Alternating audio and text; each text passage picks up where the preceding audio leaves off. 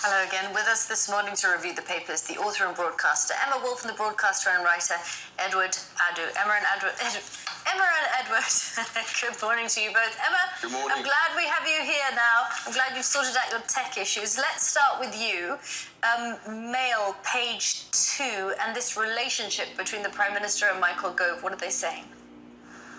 Yeah, so details are emerging. Obviously, we've heard a lot about the difficulties of Liz Truss in recent weeks, but details are emerging about just why Michael Gove is so angry, why he effectively stabbed her in the back at last week's Tory party conference in Birmingham.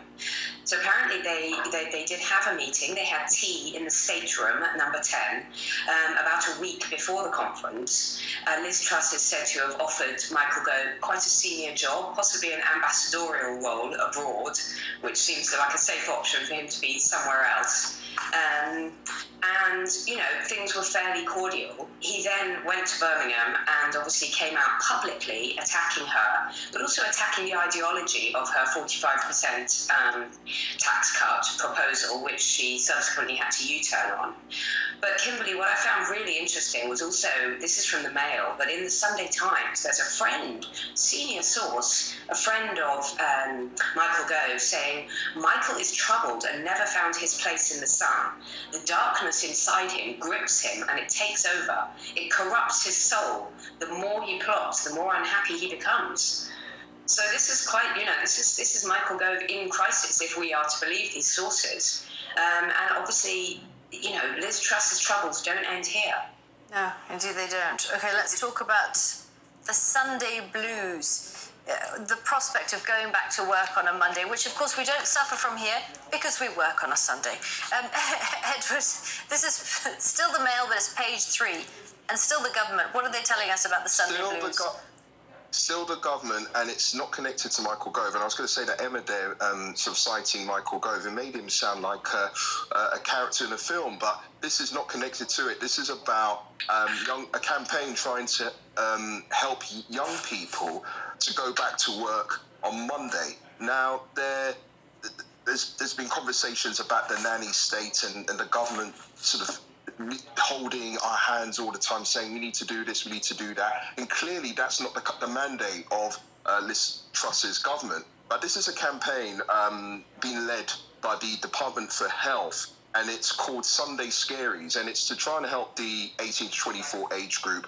If they're feeling a bit anxious on a Sunday and they're not sure what to do during the week, it's trying to help them to coax them to get back to work. Now, it just took me back to a time where there was no such campaigns. And speaking of which, I mean, we've been talking about campaigns recently, especially about the cost of living and the energy crisis. And I think there were conversations about whether the government were actually going to do something. I think in actual fact, they were proposing to lead a campaign about the energy crisis. And I think that's been shelved. But it seems there's been resources put into this with the Sunday Scaries to try and get that demographic, younger people, to in a sense, kind of holding a hand, saying everything's going to be all right, you're going to be fine, you'll be able to go to work in the morning. Now, I'm sure if that happens 20 or 25 years ago, I'm not sure whether I'd listen. I'd probably just use my own initiative, and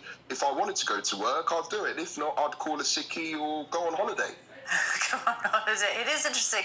They reckon that it peaks. The Sunday Scaries peaked at about, I don't know if it's 3 or 5 p.m. on Sunday. And then if you're 18 to 24, you're most likely to doom scroll on social media. If you're 25 to 32, you're most likely to binge watch TV. And if you're 33 to 40, you're most likely to, hang on a second, to comfort eat. Which one are you? Comfort eat, is that... Well, listen, is that a case of that demographic, they're spending so much time on Insta? I'm not stereotyping them, or they've probably spent lots of time with their mates at a cafe or having a beer. Some people think this is absolutely hideous to kind of say to people, listen, it's going to be fine, don't worry, just wake up tomorrow and go to work or do something useful. It just sounds somewhat patronising. Emma, what do you think? If the idea of how to save on energy has been scrapped and, educating people on that, how do you think people are going to react to this? Well, I'm really glad that Edward raised the issue of the recent public information campaign, which was shelved, which only cost 15 million, which was actually really important. A lot of people would have welcomed practical advice on how to cut down on energy bills, and that was deemed to be too nanny statist. I think this is wildly patronising. I think anyway, the Sunday scaries, that's not how you talk to 18 to 25-year-olds. Sunday scaries, let's be honest, they start when you're at school and you get that feeling on a Sunday afternoon. I hate that feeling. We used to listen to the chart. Remember the top 40 on Sunday afternoon, and you'd get that feeling, I've got to go back to school. Frankly, the answer is, as Edward says, get on with it. Do your work or don't. Also, I think work is much more flexible these days. Lots of people will have been checking their emails throughout the week. I think the answer is do what we all do, which is work most mornings, most nights, and then you won't know whether it's Sunday or Thursday. Excellent. Yeah, I would never have any idea what time it is. Okay, let's move on to something. Well, yes, also that. Okay, Emma, this Crimea Bridge story, it's on the front of the Times, an extraordinary photo. It came on Vladimir Putin's 70th birthday, and it really is perhaps symbolic of the way this war seems to be going. Yeah, absolutely. This was early on Saturday morning, I think a few hours after his 70th birthday. Obviously, the Kerch Bridge, this is the key link between Russia and the annexed Crimean Peninsula. It's a really hated symbol of occupation, a key symbol of the Kremlin power, but also very much a personal prestige project for Putin. He personally opened the bridge in, I think, 2018. He drove across it. So, you know, this explosion, a couple of the concrete spans you can see there pretty much collapsed. They were sort of engulfed in a fireball. It sparked, you know, rejoicing, jubilation in Kiev, but it's also sparked fears of retaliation, what Moscow will do next. I think this is obviously more evidence of Russia really, really struggling militarily. As you know, it's a symbol of Ukraine's resurgence, as it were. But it also inflames the situation, literally inflames the situation, and makes us all have to wonder what Putin will do next. Because when you back a madman into a corner like this, we know that he's becoming increasingly desperate. You know, we've seen his more and more kind of wilder and wilder threats, nuclear threats, in recent days, in recent weeks. So, you know, it's good news for Ukraine, but it also just makes the situation even more volatile. Okay, let's talk about Conor Burns, Edward, unless you want to chip in about Crimea and that bridge. But if not, let's talk Times, page 5. Conor Burns is up for a knighthood.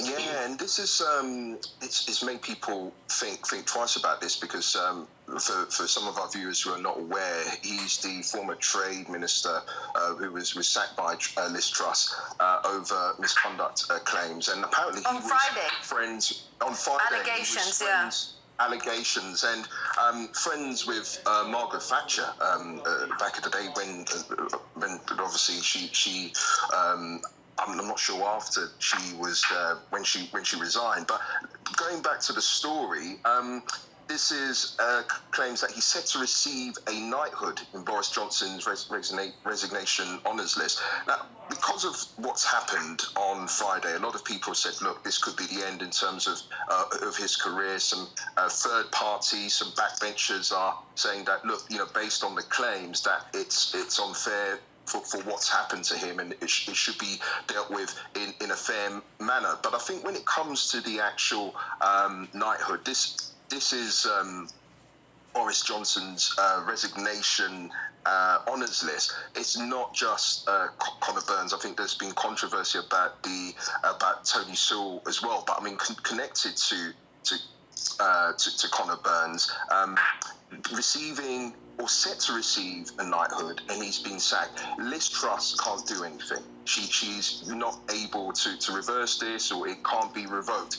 So it'd be interesting to see whether, if this is set to happen, whether it will actually happen, or whether anything can be done to change this. Okay, we've got about a minute, and I want to talk about mental health. So, page 14 of the Mirror, Emma, just very briefly. Yeah, it's a really important story, and if we were light-hearted about the Sunday scaries, I think this is an important way to address that.